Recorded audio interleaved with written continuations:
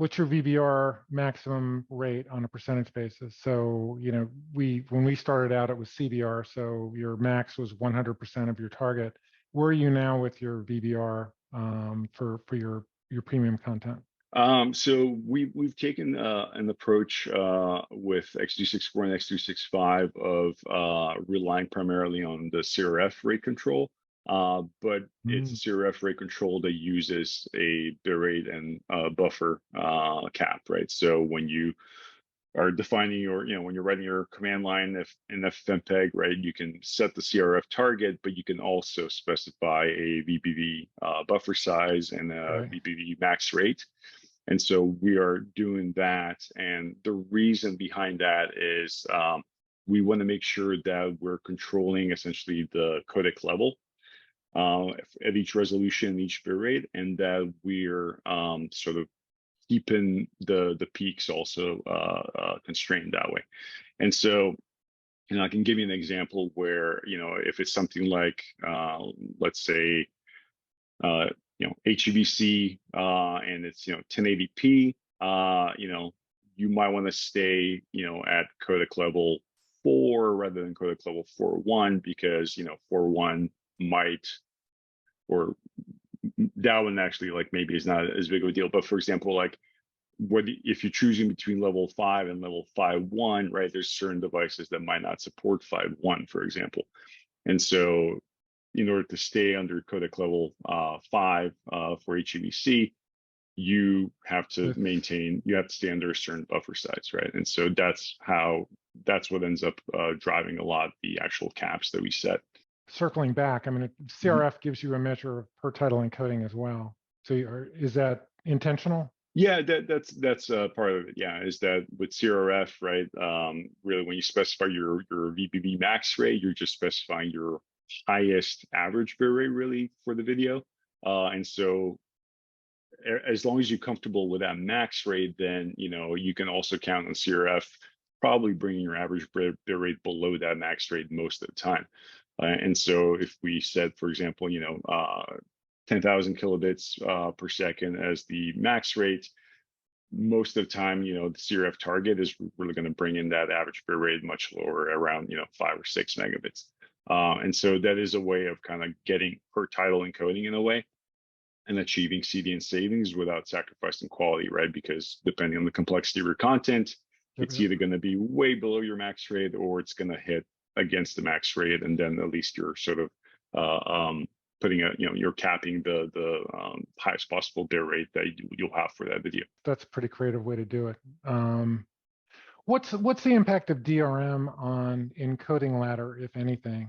So I know there's a difference between hardware and software DRM, and there are some limitations on content that you can distribute with software-based DRM. So can you encapsulate? We're a bit run short of time, but can you encapsulate that in a minute or two? The way most of the content licensing agreements are structured, typically under the content security chapter, there's requirements around what kind of essentially security levels are required to play back certain resolutions, and then often what kind of output protection is required. And so typically what you'll see is that something like Widevine L1, which is a hardware-based security level of Widevine or hardware-based protection. And then on the PlayReady side, something like SL3000, which is also the hardware-based implementation of PlayReady. Those will be required for 1080p and above, for example.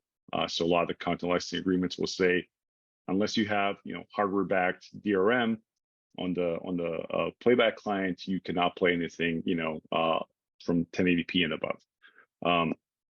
And then there'll be typically and they'll have similar requirements around each level. So they'll group your resolutions typically in SD, HD, full HD, UHD, and each one of those will have different DRM requirements in terms of security levels. Also requirements around HDCP, whether that needs to be enforced or not, whether it's HDCP 1, HDCP 2.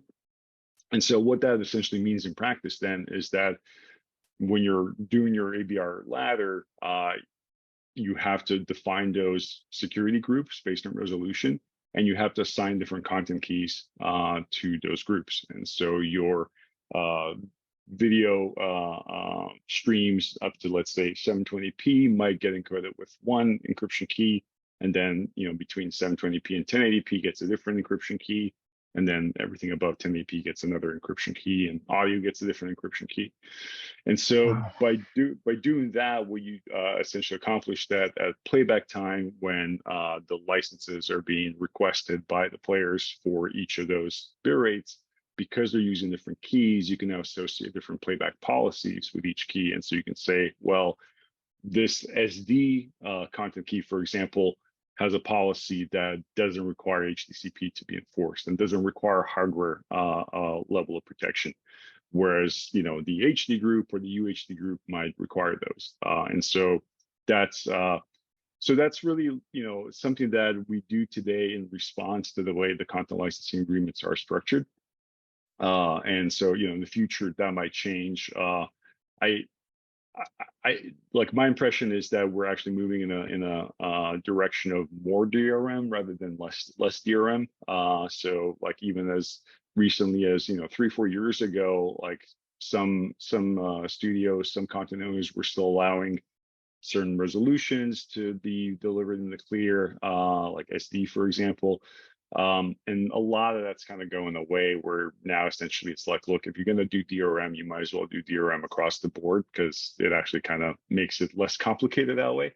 And so, and one of the things I've also noticed is that, like, when it comes to HDR, for example, it's the strictest requirements, for all of HDR. And so, even with HDR, you have an encoding ladder that ranges, from UHD all the way down to, 360p or something. And the requirements and the agreements are, well, you must use hardware-based DRM, and you must use HDCP 2, 2.3 for the whole HDR ladder. And so it seems that that's the trend of the industry, is that we're actually moving just towards using DRM for everything.